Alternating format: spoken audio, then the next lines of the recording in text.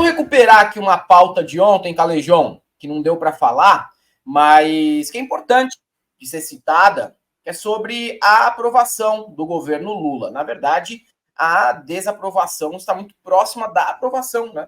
Os números, eles mostraram aí, nesse último levantamento da Atlas, que saiu ontem, dia 21, que o presidente Lula chegou a 47% de desaprovação, né? E aprovação de 49%. Na rodada anterior, de outubro, tinha sido 52% a 46%. Já a avaliação sobre o governo registra 42% de bom ou ótimo e 45% de ruim ou péssimo. 10,7% dizem que a gestão é regular e 1,4% não está vivendo mais. A pessoa nem sabe o que dizer, né? Não quis opinar, não tem ideia.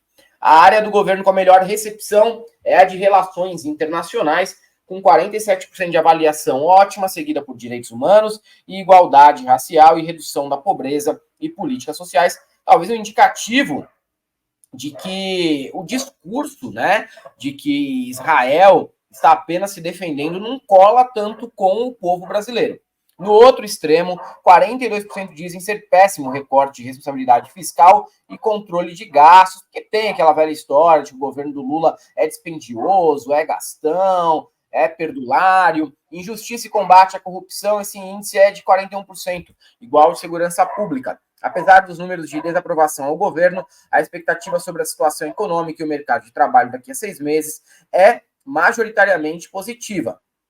54% dizem que a situação no Brasil vai melhorar, 15% acham que ela ficará na mesma e 31% afirma que vai piorar. Em relação à situação do desemprego, 54% aposta que melhorará, né, o desemprego, 15% acha que vai ficar na mesma e 32% esperam uma piora. Sobre a situação econômica da família no período, 47% projetam uma evolução, 28% na mesma e 25% uma piora. E o levantamento da Atlas contou com uma amostra de 5.200 pessoas via recrutamento digital aleatório entre 17 e 20 de novembro. A margem de erro é de 1 ponto percentual, considerando um nível de confiança de 95%. César Calejão. Sinal claro de que, cara, sempre tem aquele período dos 100 dias iniciais, sempre tem os 6 primeiros meses depois disso em seguida, e a paciência da população tende a diminuir depois desse período, Maldonado, principalmente considerando o aspecto econômico, que no momento está bom.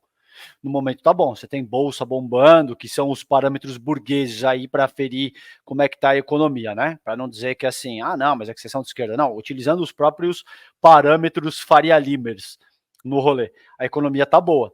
Agora, é um contexto sociopolítico muito complicado, cara, porque você tem um Congresso absurdamente reacionário, porque você tem todo tipo de mídia hegemônica que joga contra, então fica permanentemente estimulando a população contra o próprio governo federal.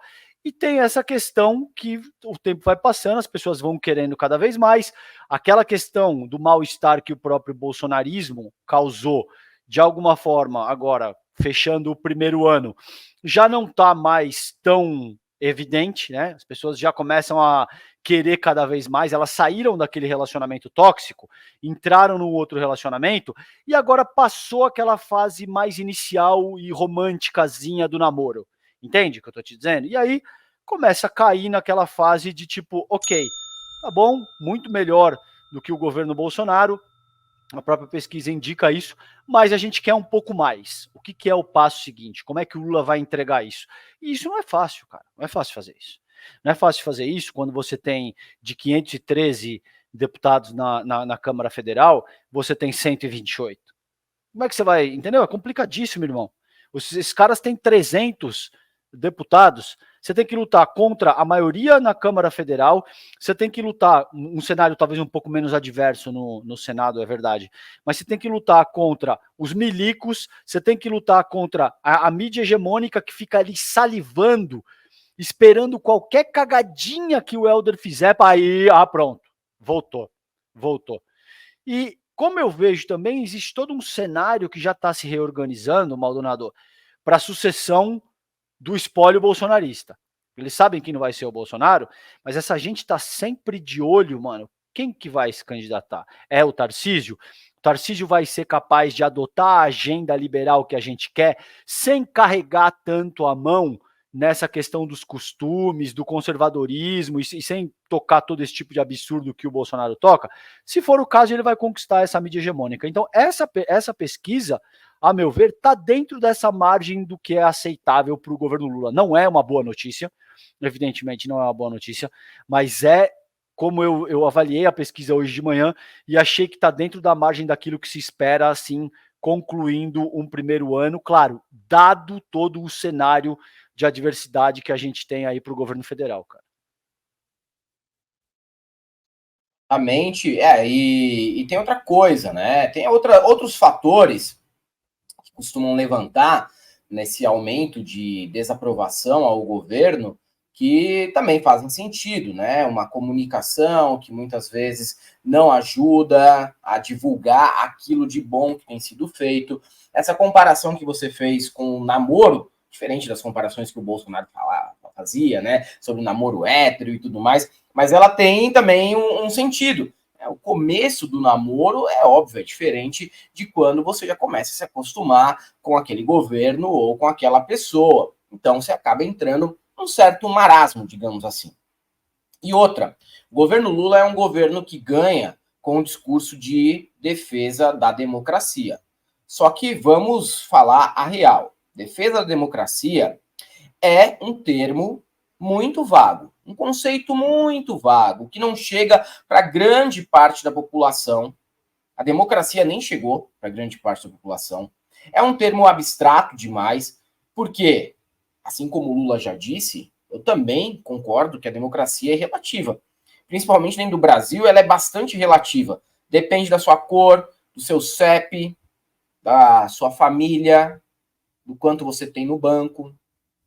E aí, se tem uma população que está hoje, né, completamente enfiada em bolo de pote, Uber, iFood, telemarketing, dropshipping, fazendo o que pode para se virar, e aí esses papinhos não cola mesmo. Tem uma questão de discurso, tem uma questão de autoavaliação, tem uma questão de simbolismo que o governo às vezes parece não entender, que acaba atrapalhando a aprovação também, sabe? Essa discussão de defesa da democracia, de soberania dos povos, autodeterminação é muito bom com a bolha petista, com a gente. Óbvio que o Lula não tem que desprezar esse discurso, mas a comunicação podia se mirar muito mais nesse tipo de pessoa que está compondo uma parte majoritária da população e que se sente não representada por esse tipo de discurso que está muito distante de grande parte da população, cara. A verdade é essa, né? A verdade é que parece que a análise de conjuntura do próprio governo e do PT para o momento que a gente está vivendo não parece que está em sincronia com o nosso momento atual. Parece que está muito anacrônica e com dificuldade de entender o desenho da sociedade brasileira em 2023. E aí, para mim, há uma falha. Não é a falha de, o Lula tem que aparecer no TikTok dançando de cueca. Não é isso, cara. Não é isso que eu estou dizendo. Precisa ter um discurso muito mais pragmático para atingir esse sujeito que está dando seus pulos vendendo lá no Mercado Livre. Tem que ser muito mais pragmático nesse sentido. Não adianta pôr a Janja cantando com musa da MPB. Até porque grande parte da população tem mó bode de cantor de MPB, tá? Então eu acho que também falha nesse aspecto de uma leitura de conjuntura, do entendimento do que é a população brasileira atual. Ok, ganhou, salvou a democracia, parabéns, vamos nessa. Mas até dentro do Congresso também, Calejão, essa leitura de conjuntura, ela falha muitas vezes em se esperar que o Lira ou que o Pacheco vão jogar muito mais manso do que eles pretendem jogar com esse governo. Porque eles estão dobrando aposta em cima de aposta desde o começo do governo também. Não é só uma questão da sociedade, é uma questão do próprio Congresso. Eu acho que tem uma falha de leitura aí É óbvio que o Lula tem as suas limitações, e o governo, obviamente, também, mas eu não sei se você concorda com isso atrapalhar, de certa maneira, o desenvolvimento e o desempenho desse governo ante a população e o que a população está enxergando de benéfico que tem sido feito nesse primeiro ano de governo, que entregou muita coisa, óbvio. Concordo total, e acho que seria demais esperar que o Lula em pessoa fosse capaz de lidar com isso, porque o cara, ele nasceu em 1945, ele não usa nem celular, ele é um dos políticos mais respeitados da Terra, não dá para esperar que o cara seja ali um nerdola de TikTok que vai saber estratégias elaboradas de rede social, tá ligado, Maldonado? Não dá para esperar, cara. Não tem como, ninguém domina absolutamente tudo. Então eu acho que tem várias questões nessa seara da comunicação que acabam por favorecer a extrema-direita, como a gente já colocou aqui. Você viu? Veja que louco isso, mano. Você começou a live hoje dizendo o seguinte: meus manos, tem uns baratos aqui que é tão baixo que eu não vou mostrar para vocês. Né? Ou seja, existe um parâmetro ético que organiza a tua atuação. Então você não está disposto a fazer o que for para agradar a audiência, para ganhar clique, para gerar engajamento. Porque se a gente põe o beijo grego aí, o tiozinho lambendo o roscocote do maluco, esse bagulho vai bombar. Vai bombar, porque as pessoas gostam, elas querem ver, isso gera curiosidade. Mas você entende que existe um limite naquilo que você está disposto a fazer como dono do canal para gerar engajamento. Engajamento é bom? É bom. O canal depende de engajamento? Não sejamos hipócritas, é óbvio que depende de engajamento. Claro. Agora, peraí, né, mano? Peraí. Existe um limite daquilo que você quer explorar em termos de miséria humana para gerar esse engajamento. A extrema-direita não tem esse limite, Helder. Os caras exploram o que for, eles inventam o que for. Mídias hegemônicas, inclusive, eles não têm o menor pudor de inventar factoide e veicular isso como se fosse jornalismo. Tá? Então, isso já é um complicador. Se você age no campo a progressista, já existe uma série de parâmetros morais que tem que te balizar, que você não pode fazer aquilo que te der na telha. Essa é a primeira coisa. Em segundo, o que eu te diria que essa é uma discussão boa, mano, que você está propondo aí. A democracia, ela não é um conceito sólido, algo posto. A democracia, como eu vejo, se você pegar a etimologia da palavra, significa o governo do povo. Isso nunca existiu, mano. Em lugar nenhum. Nunca existiu um governo legitimamente do povo, você tá ligado? O que existe são aspirações no que diz respeito a liberdades civis, no que diz respeito a direitos políticos, no que diz respeito à igualdade perante a lei, muito entre aspas, tá? E que a gente daria o nome em tese de democracia. Agora, isso é um objetivo a ser constantemente buscado e aprimorado. Não é algo que agora nós somos uma democracia, então muito bem, funciona, o país funciona de forma absolutamente igualitária para todo mundo. Caô, mano. A gente sabe que essa parada é caô, tá ligado? Agora, na medida do possível, eu acho que o governo Lula tá fazendo uma boa gestão. A despeito de concordar contigo que tem várias coisas que poderiam ser aprimoradas. Principalmente nessa questão da objetividade, principalmente na questão de organizar uma vez por semana. Mano, política institucional é um show, Helder. Se você não gosta disso, acha outro trampo, mano. Política institucional tem um quê, queira ou não, de showbiz hoje mesmo, entendeu? Para se manter no poder, você precisa utilizar, lá as coxas grossas do Lula, não sei, o Haddad tocando guitarrinha. É esse tipo de coisa que ajuda a angariar capital político, tá ligado? E o Lula tem muito desse tipo de coisa para explorar, não necessariamente mostrando as coxas só, entendeu? Muito carisma, muita coisa que pode ser explorada, e às vezes eu acho que isso não é, esse recurso não é utilizado da forma que poderia ser. Mas o jogo é bruto, cara. Não é fácil. O momento que a gente está no mundo inteiro, existe uma espécie de internacional do neofascista em ascensão, cara. Não só no Brasil, mas em diferentes partes do mundo. Então não é fácil fazer um governo progressista hoje, cara. Nem no Brasil e nem em lugar nenhum, mano.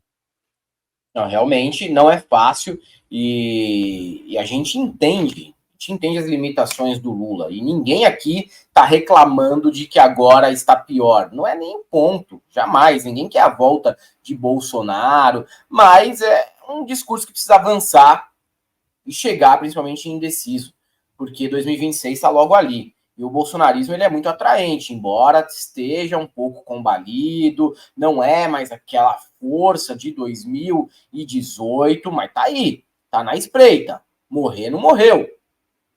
Morrer não morreu. Então tem que ficar esperto para que nos próximos levantamentos a gente tenha aí um desempenho melhor do governo, que é um governo que merece ter um desempenho melhor.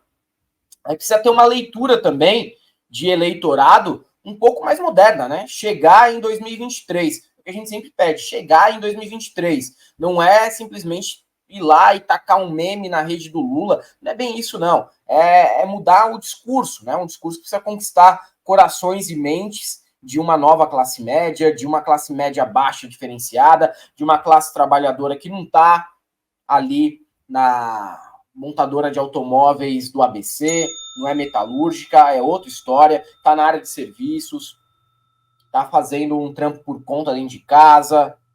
É uma outra história, mudou bastante o cenário de 2002, quando o Lula assume pela primeira vez, com o cenário de 2023, tá?